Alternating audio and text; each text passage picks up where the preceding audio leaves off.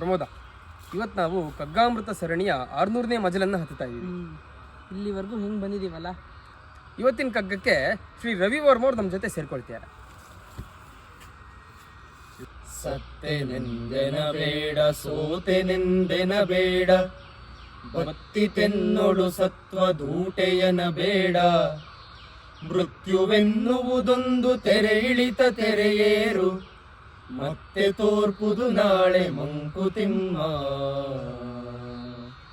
ಎರಡನೇ ಮಹಾಯುದ್ಧದ ಸಂದರ್ಭದಲ್ಲಿ ರಷ್ಯಾದ ಒಬ್ಬ ಯೋಧ ಯುದ್ಧವನ್ನು ಮುಗಿಸ್ಕೊಂಡು ತನ್ನ ಮನೆಗೆ ವಾಪಸ್ ಬರ್ತಾನೆ. ತನ್ನ ಮನೆ ಎದುರುಗಡೆನೆ ಹೆಣದ ರಾಶಿ, ಅದನ್ನು ಸೈನಿಕರು ಲಾರಿಗೆ ತುಂಬ್ತಾ ಇರುವ ದೃಶ್ಯ ಕಾಣುತ್ತೆ. ಅಲ್ಲಿ ಅವನು ಗಮನಿಸಿದಾಗ ಅವನಿಗೆ ಗೊತ್ತಿರುವಂಥ ಅವನ ಹೆಂಡತಿಯದ್ದೇ ಬೂಟು ಕಾಣುತ್ತೆ. ತಕ್ಷಣ ಹೋಗಿ ನೋಡ್ತಾನೆ, ತನ್ನ ಹೆಂಡತಿಯದ್ದೇ ದೇಹ. ಅವನು ಅಲ್ಲಿ ರಿಕ್ವೆಸ್ಟ್ ಮಾಡ್ಕೊಂಡು ವಾಪಸ್ ತಗೊಳ್ತಾನೆ ಆ ದೇಹವನ್ನು ತಗೊಂಡ್ಮೇಲೆ ಗೊತ್ತಾಗುತ್ತೆ ಆ ದೇಹದಲ್ಲಿ ಜೀವ ಇದೆ ಅಂತ.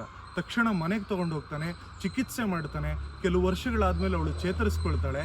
ಅದೇ ಹೆಣ್ಣಿಗೆ 1952ರಲ್ಲಿ ಒಬ್ಬ ಮಗ ಹುಟ್ಟುತ್ತಾನೆ.